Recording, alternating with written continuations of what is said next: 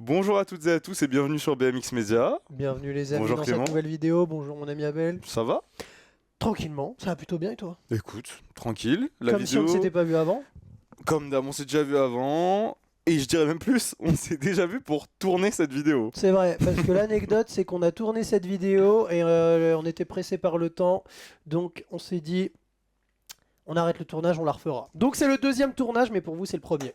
Mais c'est surtout parce que c'est une vidéo qui va être, je pense, un peu longue à voir, on verra. C'est vrai, Mais parce c'est vrai. qu'il y a des choses à dire puisque nous sommes là pour faire le débrief de la saison 2022-2023. On est en 2023, donc 2023. Ouais, c'est la saison 2023. Donc voilà, débrief complet, axé surtout Coupe du Monde, Championnat du Monde, compétition internationale en tout cas. C'est ça. On a réussi à tenir quand même preview et débrief sur à peu près toutes les Coupes du Monde cette saison, si je me trompe pas. Je crois qu'il y a peut-être une vidéo qu'on n'a pas faite parce qu'on ne pouvait pas, mais je crois qu'effectivement plutôt été bon, on a ouais. plutôt été bon. D'ailleurs, moi je tiens à dire pour les gens qui sont derrière leur écran ou qui écoutent un podcast, la propagande du podcast ne s'arrête pas. Là, la vidéo va être un peu longue, donc ce qu'on vous conseille, c'est de prendre un petit truc à manger, un petit truc à boire, de vous poser tranquillement et d'écouter ça tranquillement.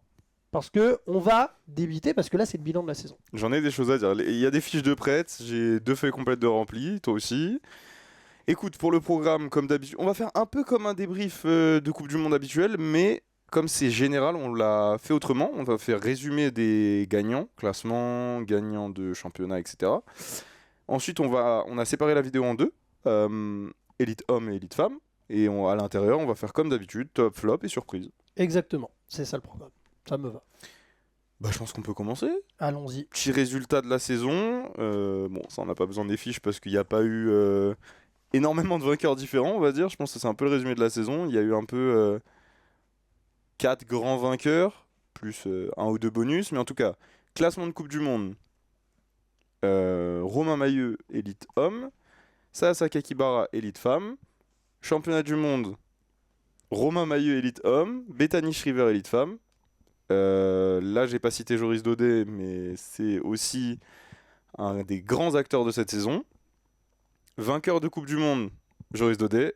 Romain Mailleux chez les garçons et Cameron Wood. Exactement. Par contre, chez les filles, Saya Kakibara et Bethany Shriver. Uniquement ces deux pilotes-là. C'est vrai que on va en reparler, mais globalement, il y a eu 4 grands acteurs de cette saison. C'est terrible de dire ça pour les autres qui ont donné énormément également, mais c'est vrai que cette année, 4 pilotes se sont détachés des autres. Et important, on a parlé de championnat, on reste quand même européen, championnat d'Europe. Nick Kiman et Zoe Claessens. Exactement. C'est ça. En élite homme et en élite femme. Voilà un peu pour les résultats. C'est en tout cas, c'est petit résumé pour quand on fera le débrief de la saison 2030, de se rappeler ce qui s'est passé à la saison 2023. Très bien, ça me va. Par qui tu veux commencer? On a élite homme, on a élite femme, tu veux commencer par qui? Moi j'ai les deux qui sont prêts. C'est toi qui décides. Élite femme, let's go. Allez, honneur aux dames. C'est parti. Attends, je Donc, retrouve. top. Ouais, c'est ça. Top, flop et surprise. Absolument. Très bien. En précisant quand même, comme d'habitude, même si ça n'a pas besoin d'être précisé, que flop, c'est pas flop, c'est déception, c'est par rapport aux attentes, on en a déjà parlé, mais c'est toujours important de le préciser parce que les vies des athlètes ne sont pas faciles et il y a énormément d'attentes par rapport à eux. Mais quand même, bah oui, c'est aussi la vie d'un athlète, tu fais une mauvaise saison, ça arrive et c'est comme ça. Exactement, exactement. Allez, tu as choisi, je commence. Très bien. Élite femme, top. Commençons. Écoute, difficile de donner un autre top. Là je l'ai écrit. J'ai fait un peu le poète, j'avoue. On sait que Mariana Parone, son surnom, c'est La reine, la queen. du BMX. Du coup, j'ai mis Bethany Shriver et Saya Kakibara se jouent la couronne de Mariana. Très bien. Que veux-tu dire par ce magnifique titre? Bah écoute, c'est pas compliqué. C'est que surtout, cette année, il n'y a pas eu grand monde d'autre que ces deux-là. Puisqu'au final, Bethany prend le championnat du monde plus 4 Coupes du Monde. Et Saya prend 5 Coupes du Monde plus le classement Coupe du Monde. Donc en fait, il n'y a que L2. Au final, bon, Saya ne fait pas podium au championnat du monde. Bethany est un peu moins forte sur la fin des Coupes du Monde. Mais pour autant, si tu regardes l'intégralité de la saison, il n'y a vraiment que elle. Et bon, petit couac pour Bethany au championnat d'Europe. Ce qui arrive, mais bon, c'était une situation différente, but à 5, etc.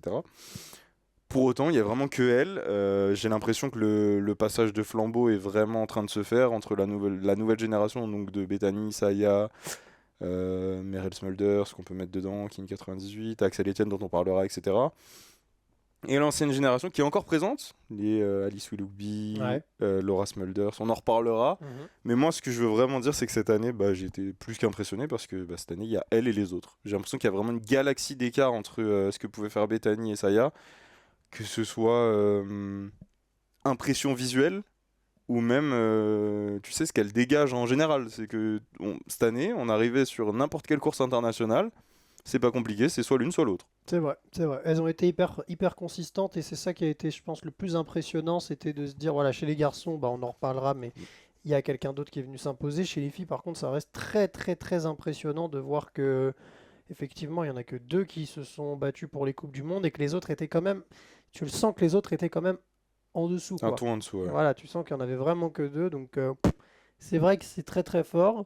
Et bah, moi, mon premier top dans la lignée de ce que tu dis, de cette nouvelle génération, euh, parler un peu des stats, tu vois.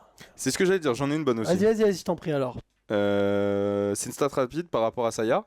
Elle a réalisé une saison extraordinaire. Prendre 5 Coupes du Monde en une année, c'est incroyable. C'est vrai. On reparlera de ça pour Romain. Elle fait du coup 5 Coupes du Monde en un an. Elle n'égalise pas le record. Oula, ça va. Petite toux, mais ça va. Du coup, ce que je disais, oui, Saya a fait 5 Coupes du Monde cette année. Énorme année. 5 sur 9 en plus, parce qu'en sachant qu'il y a une Coupe du Monde qui a été annulée. On le rappelle à Sarian pour cause de vent. Mais le record, c'est pas 5. Tu l'as le record? En une saison? Ouais. Je pense que Laura Smulders a dû en gagner. Je pense que c'est Laura Smulders. En même temps. Et je pense qu'elle. Oui, c'est vrai, pas difficile. Je pense qu'elle a dû en gagner 6 ou 7. Et c'est ça. Mais surtout Laura, en le rappelant, Laura est à 28. Mhm. Si je me trompe pas, je crois que c'est Mhm. ça. Faudra revérifier mes 28 Coupes du Monde en général. Mais oui, elle en a gagné 6 en 2019. 28, je crois que c'était plus de 30, non? Je crois qu'elle avait dépassé les 30. En tout cas, quoi qu'il arrive, c'est elle qui a le C'est record énorme, du nombre de je victoires en vais Coupe du Monde. regarder, mais oui. Bon, en tout cas, là, la stat que je voulais donner, c'est que Saya réalise quand même une saison extraordinaire parce qu'elle en gagne 5 et que le record c'est 6 de Laura. Mais Laura a aussi fait une année à 5 en 2018. Donc voilà, Laura a fait une année à 5, à 6, c'est n'importe quoi. Mais du coup, ça démontre l'année extraordinaire qu'a fait Saya en gagnant 5. C'est vrai que c'est fou. Bravo. Donc voilà, petite stat que je voulais placer parce que c'est incroyable. J'en ai d'autres qui arrivent, mais celle-là, elle est déjà pas mal. Ok, et bah. Moi, donc, je te disais que mon premier top, c'était dans la lignée de ce que ce que tu disais, en fait. Que, en fait, moi, mon premier top, il concerne la bataille entre la nouvelle et l'ancienne génération. Mm. Et on s'est amusé à comparer un peu la différence chez les hommes versus chez les femmes. Et vous verrez qu'on en reparlera chez les hommes. Mais chez les femmes, quand vous prenez le top 10 de la Coupe du Monde de BMX, eh bien, il y a dans le top 10 1, 2, 3, 1, 2, 3, 4, 5, 6 sur les 10 premières du classement Coupe du Monde élite femmes, 10 ont moins de 25 ans. Ça veut dire qu'elles sont soit nées en 98, 99, 2000 ou 2001.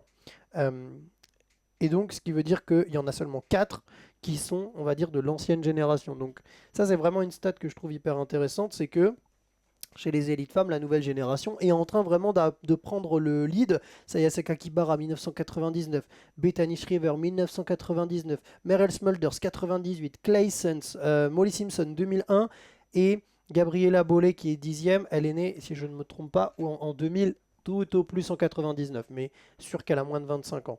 Donc je trouve ça intéressant parce que j'ai l'impression aussi que cette année, la nouvelle génération a vraiment, chez les femmes en tout cas... Au contraire des garçons, c'est ce que j'allais dire. Ouais, c'est ça, on en parlera chez les garçons, c'est un peu différent, mais chez les femmes, la nouvelle génération a vraiment pris le lead du BMX. C'est-à-dire que l'année dernière, bon, Bethany bien sûr était là, mais elle était peut-être un peu plus seule, Laura Smulders, etc. étaient encore là. Là, tu sens vraiment que, ouais, franchement, la nouvelle génération chez les femmes, elle arrive fort et elle est en train de s'installer et que les Alice Willoughby, les Felicia Stencil, les Mariana Paron, elles ont vraiment beaucoup de concurrence. Elles sont pas encore finies, bien sûr, il en reste encore des années. Et attention, sur les Jeux Olympiques, l'expérience, on sait que ça joue. Donc, on n'est pas en train de dire que ça y est, les anciennes au garage, mais par contre, c'est important de voir que la nouvelle génération Ça arrive. toque à la porte, hein. Et là, ouais, là, C'est bah, plus que toqué, là, même, ça, elles sont ça a là, plus hein. toqué, là, ça s'est installé. Donc voilà, ça c'était mon premier top à moi. La nouvelle génération chez les élites femmes s'impose réellement.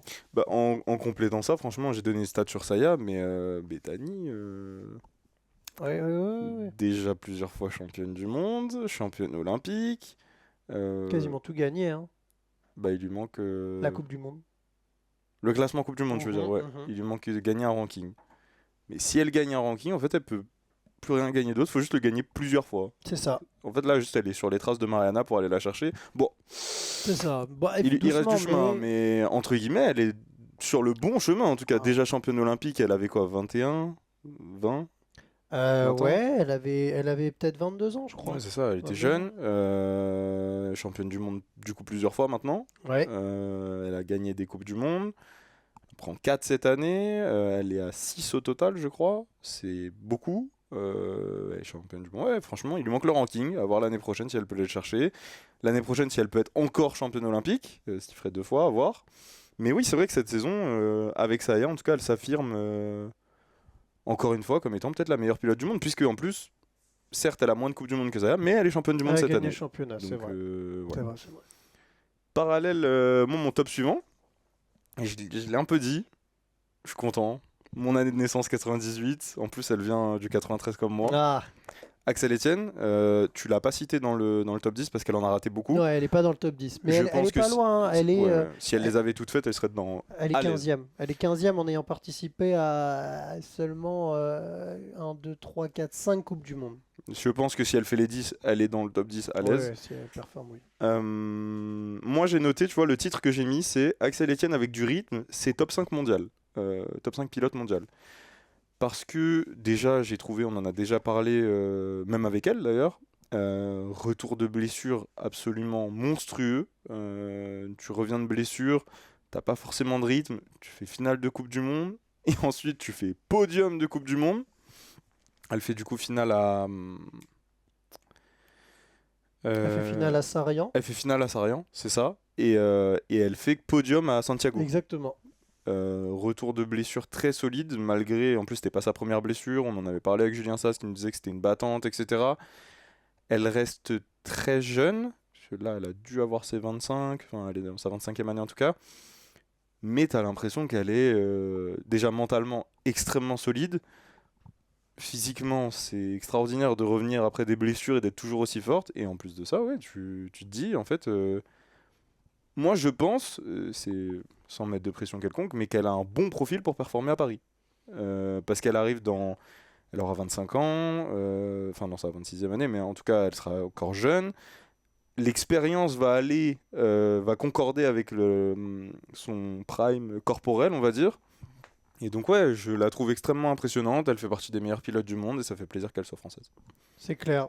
D'autant plus que c'est assez marrant comme Axel, en fait, en très peu de courses, je pense qu'elle a un peu déjoué les cartes pour les Jeux Olympiques qui étaient en train de se faire. Après, on avait dit qu'on ferait peut-être une vidéo On peut la faire. où, Hein. on donnerait un peu nos pronos pour les Jeux Olympiques. Franchement, à la fin de l'année, je pense ça pourrait se faire. De toute façon, on a une petite pause, donc ça peut se faire. Dites-nous en Il y commentaire a des si ça vidéos vous à faire, ouais, de voir petits pronostics, Petits qui on pronostics, voit aller au qui jeu. on et voit aller tout. au jeu, etc. Avec Dites-nous- un peu d'avance, parce qu'il reste des Bien courses. sûr. Mais... Tout en, bien sûr, restant très humble, nous ne sommes pas sélectionneurs de l'équipe de France, ça n'est pas notre Oui. but. Mais, Petite vidéo rigolote, on peut rigoler. mais par contre, c'est vrai qu'Axel, c'est hyper intéressant comment en fait elle est arrivée et en fait juste en une course.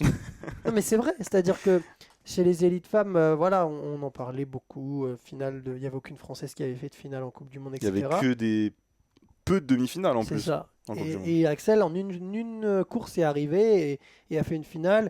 Et les courses d'après, elle fait un podium. Donc c'est vrai qu'en tout cas, avec du rythme, Axel Etienne je pense, peut faire partie en tout cas des favorites pour Paris, ça, c'est clair. Déjà, je pense pas dire de grande folie si je te dis que Axel en bonne santé est la meilleure pilote française à l'heure actuelle. Oui, Enfin, oui, ça c'est clair. En tout je cas, je pense pas partage, dire je de partage folie, ton quoi. avis. Je partage ton avis aussi. Et juste, j'en profite, je l'avais pas noté, mais c'est un top aussi, que puisqu'on parle des élites femmes, les élites femmes françaises, ça a été graduel, mais à la fin, on finit la saison en beauté, puisqu'on finit Ouais. sur... au début de la saison, c'était difficilement... C'était Camille et c'est tout. entre guillemets. Et Léa qui avait fait une Et Léa qui demi-finale avait fait aussi. une demi, Léa mais- Brinjon et Camille Mère qui avaient fait des demi-finales. C'est ça. Mais on était quand même un peu sur notre fin. En fait, comparé aux garçons, et Bien surtout sûr, bien sûr, sachant le niveau que peuvent avoir les Françaises, on sait que faire des demi-finales, voire même des finales, c'est possible. Et là, on finit la saison avec Manon Valentino qui fait 4 demi-finales sur 4 à Santiago, ce qui est extrêmement impressionnant vu le début de saison qu'on voyait de sa part. Et surtout, tu m'aurais dit en début de saison que Manon Valentino allait faire 4 demi-finales, je sais pas si je t'aurais cru, mais du coup, c'est hyper cool et hyper impressionnant. Charlotte de Volder qui fait une demi-finale de Coupe du Monde aussi. Du coup, comment elle s'appelle Axel, bien sûr. Et Camille. Donc ça fait 4 demi-finalistes françaises en demi-finale de Coupe du Monde. Je trouve que c'était vraiment une progression énorme par rapport au début de saison et que ça faisait vraiment plaisir à voir, donc c'est un top pour moi. C'est vrai. Donc, très bon top. On est parti d'Axel Etienne qui a du rythme pour être, le top 5, pour être au top 5 mondial à les élites femmes sur la fin de saison Bah ouais, françaises tu qui ont performé. vois, C'est même vrai, c'est vrai. on a dit que on l'a dit que c'était dommage, même par rapport à Charlotte, tu vois, on disait que c'était dommage de pas voir les maillots de champion de France C'est vrai, performer en Coupe C'est du vrai, c'est Monde. vrai. Finalement, Charlotte de Volder qui fait une demi-finale de Coupe du Monde et c'était très cool à voir, donc ouais, je l'ai rajouté comme ça. Top suivant. Top suivant. Alors, Alice Willoughby n'est finalement pas finie. Ah. Et oui, parce que ça, c'est vrai que c'est un top que j'ai pris parce que, si je suis très honnête, Ça commençait à sentir la fin. au début de la saison, j'avoue que j'étais assez pessimiste par rapport à la saison d'Alice Willoughby. Je me disais, bon, voilà, Alice Willoughby, c'est une très grande pilote, mais techniquement, ça n'a jamais été la meilleure du monde. Elle a toujours eu des très très bons départs, mais sur la piste, c'est loin d'être la plus rapide. Voilà, elle commence à être aussi dans les plus expérimentés, dans Elle a les quel âge plus maintenant âgés. Il me semble qu'elle a aux alentours des 30 ans. Je me demande si elle n'a pas 30 ans pile. En tout cas, elle fait partie des plus âgés, des plus expérimentés.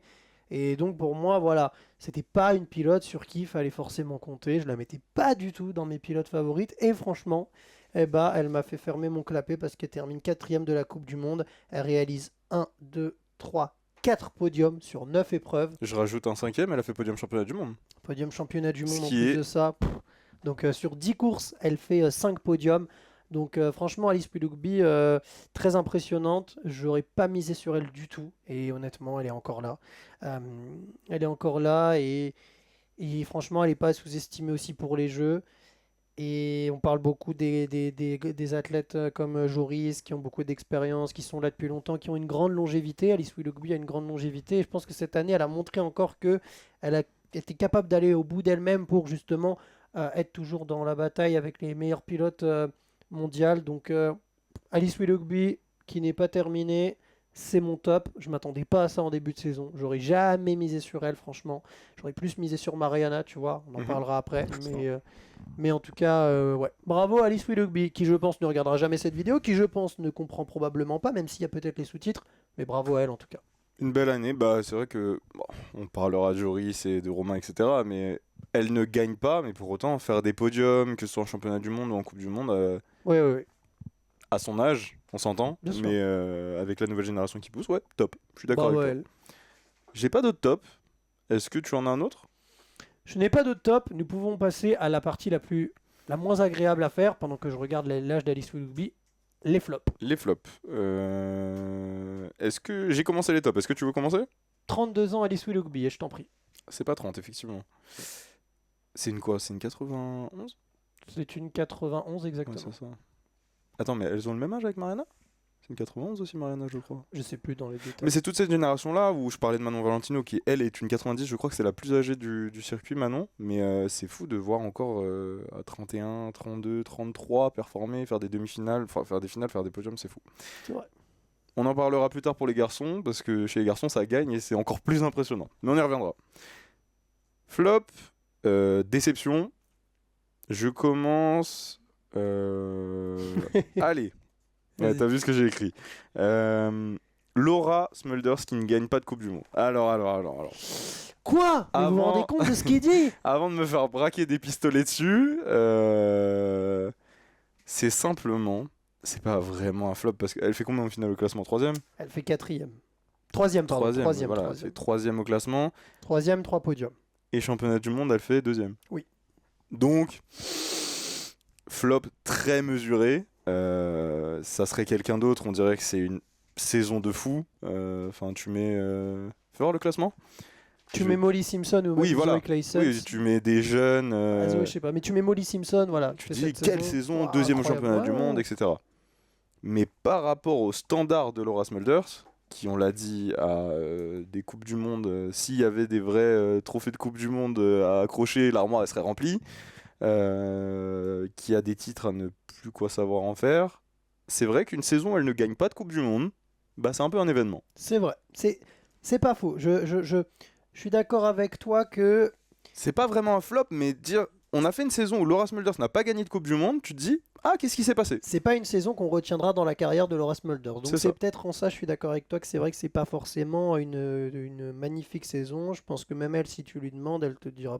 Alors, encore une fois, nous on se base sur les résultats. Ça se trouve, elle va te dire, Oui, dans les mais vous, sensations, voilà, elle va te dire, mais vous vous etc., rendez pas ouais. compte que sur le vélo, j'ai tellement progressé là-dedans, etc. Et bien sûr que Mais ça se peut moi, s'entendre. Mais c'est en bien termes sûr. de résultats, en Bah, tout par rapport cas, à d'habitude, ouais. voilà, et c'est malheureusement un peu, voilà, c'est la C'est terrible dur loi. de dire ça alors Non qu'elle a mais fait 2 au championnat du monde, quoi. c'est la terrible loi du sport euh, qui fait que les résultats représentent une très grande partie de ce que les gens vont retenir. Quand tu m'habitues à du caviar, c'est vrai que c'est dur de manger un sandwich au thon, Oh la métaphore. mais non, mais c'est en fait, tu Non vois, mais c'est vrai, c'est vrai. non mais en le disant, même moi je me dis c'est fou de l'avoir mis dans les flops alors qu'elle fait deuxième au championnat du monde, qu'elle fait podium en Coupe du Monde, qu'elle fait podium du classement en Coupe du Monde.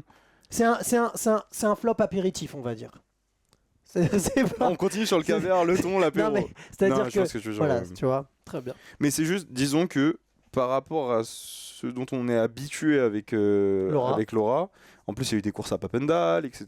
Hmm, Et je me dis, ouais, bah, début d'année, tu m'aurais dit, Laura fait toute l'année sans gagner de Coupe du Monde, j'aurais été surpris. C'est Ok. pour ça. très bien. Voilà mon premier, oui, on va l'appeler un semi-flop, Très bien. on va dire ça. Alors moi de mon côté, il y en a deux, Tiens, mais tiens. Je viens de lire ce qu'il y a écrit là. moi je vais dire quand même que je vais parler de Zoe Clayson. Allez, Et après le troisième on le fera ensemble, mais c'est vrai que Zoe Clayson, et on salue son papa qui regarde nos vidéos, Vincent. C'est vrai que Zoe Clayson, en fait, malheureusement, je ne trouve pas d'autre place que de la mettre dans cette catégorie des déceptions parce que alors qu'elle repart avec un maillot. alors qu'elle repart avec un maillot de championne d'Europe, c'est la vérité. On Cependant, est dur, hein. les critères peut-être, je pense, si on devait en faire, on n'en a pas vraiment défini, mais si on devait en faire de top, flop, etc., c'est principalement Coupe du Monde et course sur but à 8 mètres, principalement. Donc malheureusement, alors elle fait tout de même 2 podiums en Coupe du Monde, tu vois, elle fait 2 fois deuxième, mais c'est vrai que Zoe Claessens, en fait, on l'avait quittée l'année dernière au championnat du monde à Nantes, où elle est toute proche de gagner à côté de Felicia Stencil, elle est toute proche, c'est une des plus jeunes pilotes, c'est une des pilotes qui, je pense, va révolutionner le BMX de par les sauts de section pro qu'elle fait, la technicité qu'elle a, et en fait, elle a vraiment un énorme potentiel, et ce potentiel-là, c'est vrai que personnellement, quand on était au début de saison, j'attendais qu'il explose un peu cette année. Parce que l'année dernière, elle nous quitte sur ça, justement, à Nantes. Elle est toute proche et on se dit, ok, la fille est très jeune, elle fait deuxième cette année, c'est quasiment pour elle l'année prochaine, etc. Et ça n'a pas été le cas. Et donc c'est vrai que je pense que ce n'est pas une très bonne saison pour elle.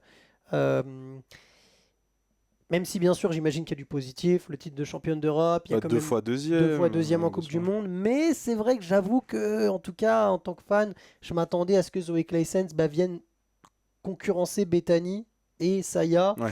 Et en fait, ce qui fait aussi que je pense que c'est une déception, c'est qu'on a vu quelquefois qu'elle pouvait être très rapide. Je me rappelle qu'à Papendal, je la voyais aller très vite. Et malheureusement, en finale, de mémoire, je vois qu'elle rate un peu son départ, ou en tout cas, elle tape un petit peu sur la première bosse. Enfin, tu voyais qu'en fait, il y avait vraiment du potentiel Même à d'aller faire Sarian, quelque hein, chose. on l'a vu de nos yeux, hein, ça va vite à Sarian Ouais, aussi, hein. Sarian, bah voilà, tu vois, Sarian a fait deuxième, donc il y avait du potentiel.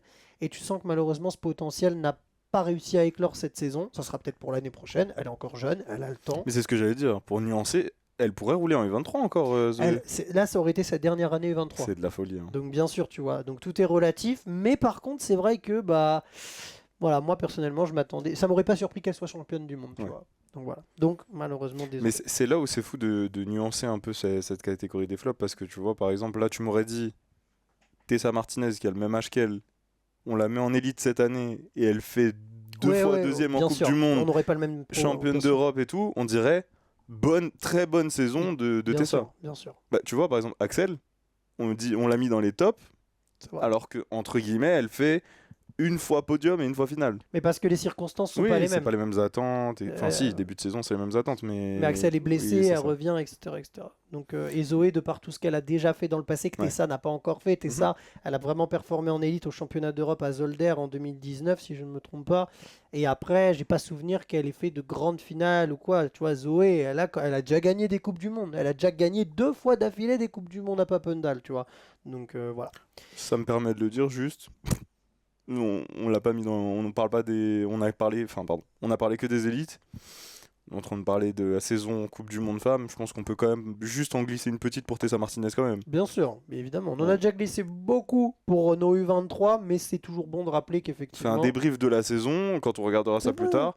c'est La vrai. saison 2023 en U23 était quand même grandement pour Tessa Martinez qui finit championne du monde, qui finit vainqueur du classement Coupe du Monde, qui gagne des Coupes du Monde. Donc voilà. Et qui C'était est- juste pour C'est vrai, c'est vrai. Non, mais tu le fais glisser bien. comme ça. Et qui en plus a su se ressaisir à la fin ou à la fin de l'année. Voilà, deuxième partie de saison après Glasgow, c'était pas top top, mais finalement elle est venue gagner une Coupe du Monde Et assurer le classement et en fait. assurer le classement. Donc franchement, bravo à elle.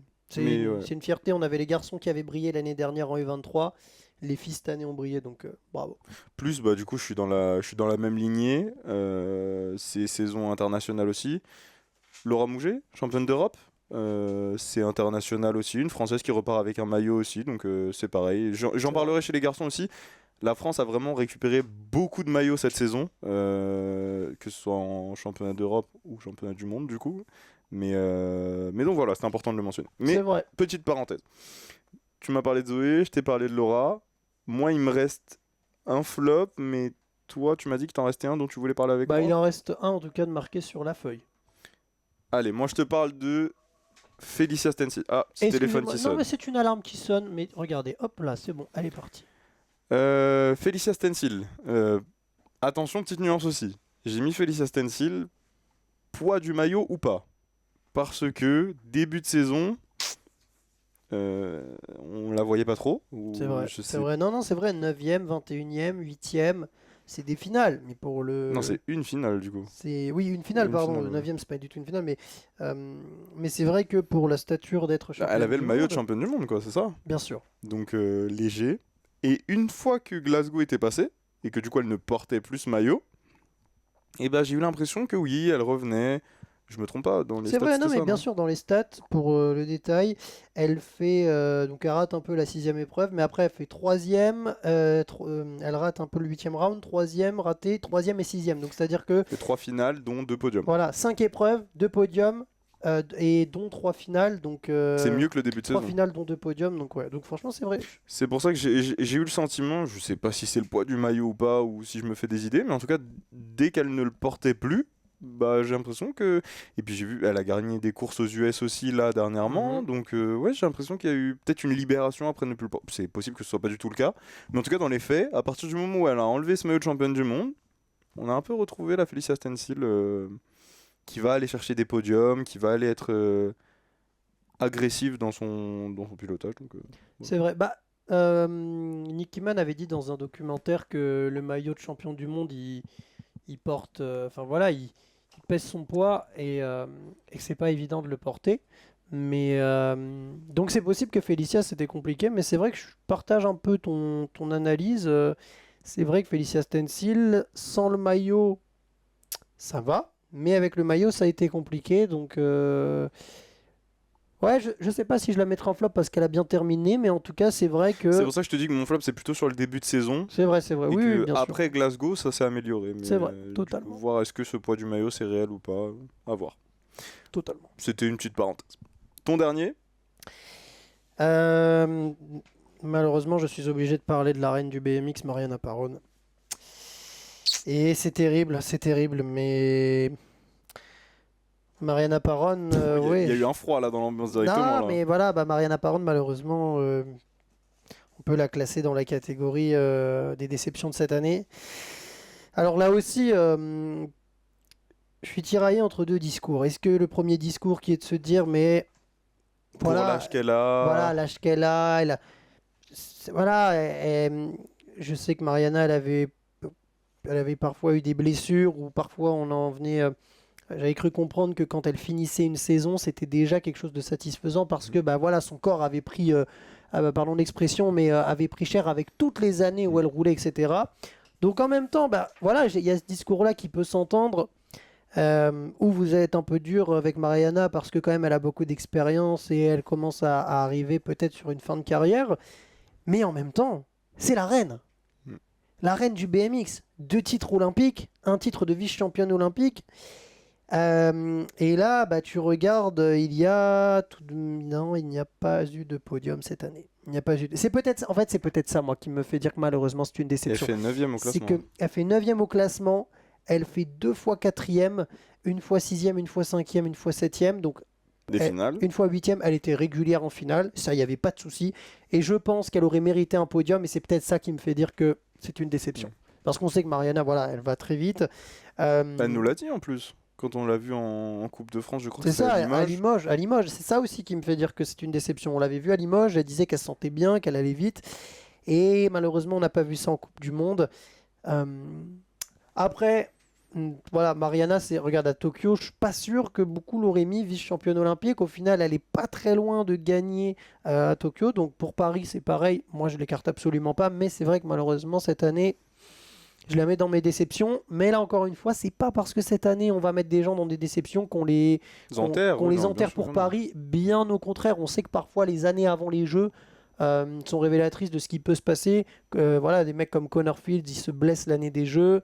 Euh, des mecs comme Mary Strongberg, bah voilà, tu pariais pas forcément beaucoup sur eux. Donc, Mais après, il y a une réalité par rapport à Mariana, c'est qu'elle est plus proche de la fin que du début. ouais, Ce bah qui oui. ne veut pas dire qu'on l'envoie à la maison de retraite, hein, pas Non, du mais tout. c'est vrai, bien sûr. Mais qu'elle est plus, c'est littéral, elle est plus proche de la fin que du début. Ah oui. Pour autant, en fait, j'ai l'impression que c'est un peu dans la même branche que ce que je disais par rapport à Laura. C'est qu'une année où Mariana fait pas de podium, t'es un peu surpris C'est et tu vrai, te dis c'est ça, bizarre. c'est ça. C'est plutôt ça. C'est ça. Elle Exact. fait quoi au championnat du monde, Mariana? Elle fait finale aussi, je crois. J'ai plus souvenir. Pour moi, elle fait finale, ouais, c'est Pour possible. moi, ouais. Donc ça veut dire qu'elle a fait la plupart des finales, elle les a faites. Mais oui, c'est pas ouais, c'est pas concrétisé par un podium ou par une victoire. C'est ça, exactement. Ok, bah Très bien. écoute, on est bon pour les flops petites déceptions. Là, moi, c'est ma catégorie préférée, les surprises. Surprise. J'aime bien, parce que c'est des gens auxquels on s'y attendait pas forcément, et au final, petite surprise. Allez, je te laisse commencer. C'est des gens, tu les voyais en début de saison, tu te disais, ouais, bon. Et au final, ils sont arrivés à la fin, tu te dis, ah. Moi, Je vais pas parler d'une élite en plus. bah, moi, je trouve, personnellement, dans les commentaires, vous me dites, je trouve que on sous-cote Merel Smulders, qui est ma surprise. Et très honnêtement, quand on ferait des top 5 pilotes sous-cotés, eh ben Merel Smulders, on peut la mettre à l'aise dedans. Parce que Merel Smulders, cette année, c'est quand même, le temps que je retrouve ma feuille, 1, 2, 3 podiums. 3 podiums en Coupe du Monde pour Merel Smulders. Elle finit combien au classement? Je vois pas ce Elle qu'il finit 5e du classement général. ok. Elle est encore jeune. Elle est 98, donc elle est encore jeune. Une 4e place notamment. Sur les 3 dernières épreuves de Coupe du Monde, elle fait 3 finales. Donc, et n'oublions pas que Merel Smulders, elle a une médaille olympique. On en parle jamais. J'ai l'impression qu'on n'en parle jamais. J'ai l'impression qu'on l'oublie ça. Mais elle a une médaille olympique. Donc pour moi, surprise, Merel Smulders. Voilà, sous-coté à mon goût. Mais c'est une surprise sur toute la saison, parce que début de saison, c'est pas aussi flamboyant que la fin, si je me trompe pas. Bon, elle fait quand même 3e et 6e à Papendal, donc elle était quand même là dès la Mm. 3e Coupe du Monde. Mm. Et quand on faisait le bilan, en fait, là, qu'on préparait la vidéo, je regardais un peu et je me dis, mais en fait, Merel Smulders, parce que tu prends le classement, Saya, Bethany, Intouchable cette année. t'aurais pu les mettre Saya, t'aurais peut-être pu la mettre en surprise, hein, parce que quand tu regardes sa Ouais. saison précédente et cette année, tu t'attends pas forcément à ça. Bon, Laura Smulders, Alice Willoughby, bah, voilà. Mais Merel Smulders, tu vois, Ouais, elle arrive final, juste après, bien sûr. final, elle est régulière et tout, donc... Petite surprise.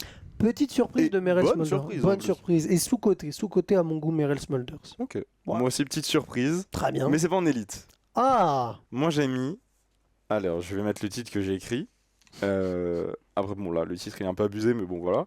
J'ai mis Ava Corley, Junior 1, Mais si elle avait roulé toute la saison, attention au titre de Tessa Martinez en Coupe du Monde.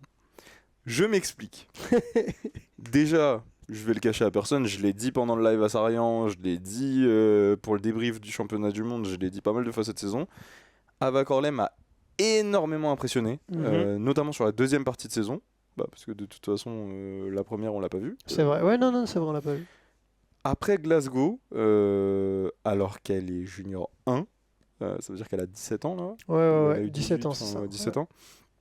Bah déjà, tout simplement, la phrase Ava Corley junior 1 a gagné des Coupes du Monde en U23, déjà, pour commencer. Et en fait, ouais, je me pose la question, alors que tu sais à quel point je suis François le Français, que je soutiens les Français, que Tessa, je suis trop content pour elle, etc. Mais je me dis, si Ava avait roulé les 4 premières Coupes du Monde, donc à Sakarya et Papendal, parce qu'elle les a pas roulées, hein, si je me trompe pas. Elle a pas roulé Sakarya pour sûr. Papendal, je sais plus, mais Sakarya, c'est sûr. Pour moi, elle les a pas roulées. Bon, il faudrait vérifier, mais en tout cas, Sakarya, bref, en tout cas, elle a pas performé les premières. Et si elle avait soit passé ce cap avant Glasgow, je me dis, elle aurait pu lutter en tout cas pour ce classement Coupe du Monde, alors qu'elle n'est que junior 1. Donc ça veut dire qu'elle a au moins 4 ans d'écart avec Tessa qui gagne, par exemple. C'est vrai. C'est vrai que sur la fin de saison, tu as l'impression qu'il y a quelque chose qui s'est produit mentalement et qu'elle a été très très forte. Moi, c'est ma surprise, hein, je m'y attendais pas du tout. Et non, mais c'est vrai, c'est une surprise, clairement. Sur les 4 dernières Coupes du Monde, franchement, elle est impressionnante. Même à Sarian. Hein. Même à Sarian. Bah ouais, elle tombe à Sarian, je crois. Non, Elle tombe, mais je la voyais aller vite sur les premiers tours. Je me rappelle qu'on en avait parlé, mais après, oui, elle. Moi, c'est elle en va pas plus Argentine. loin, mais... L'Argentine, elle m'a vraiment impressionné. Donc... Ah non, Sarian, t'as raison. Je me rappelle de Sarian parce qu'en fait, on en parlait à Sarian, mais oui, t'as raison qu'elle a pas performé à Sarian. Mais oui, du coup, déjà impressionnante à Glasgow, où elle fait un tour où j'ai l'impression que ça l'a libérée elle-même. Et ouais, par la suite, Argentine, très solide. Très forte. Très bien. Voilà ma surprise. Ouais. Très bien. Écoute, je crois qu'on a tout dit pour mesdames. On est à 37 minutes de vidéo. Moi, je pense qu'on fait une petite pause et on fait une partie 2 sur les élites hommes. On peut ? Moi, je pense. Comme ça, les gens, ils terminent cette vidéo. Peut-être on laisse un jour de repos entre les deux publications, qu'importe. Et après, on fait les élites hommes dans une deuxième vidéo. Moi, ça me va. On peut. Très bien. Sinon, la vidéo, oui, c'est vrai qu'elle va durer une bonne heure et demie. Très bien. Eh bien, on vous dit à demain ou à tout de suite. Voilà. Et je sais pas ça comment me régale, c'était pas du tout préparé. C'était pas prévu. Écoutez, simplement, merci d'avoir suivi cette vidéo. Voilà. Dites-nous en commentaire ce que vous avez pensé de la saison, même si il y a peut-être des pilotes élites femmes dont on n'a pas parlé, 23 femmes dont mais on n'a même pas mentionné le nom de Véronica Sturiska, alors qu'on a fait un débrief femmes 2023. Si vous avez des gens dont on n'a pas parlé, si vous avez des choses dont on n'a pas parlé, mettez-les en commentaire. Et puis ouais, on se retrouve très bientôt pour une vidéo pour débriefer la saison des hommes 2023. C'est ça, vous nous dites vos tops, vos flops et vos surprises en commentaire, Elite Femmes. Et puis on se voit sur la vidéo Elite Homme. A plus tard. A tout de suite.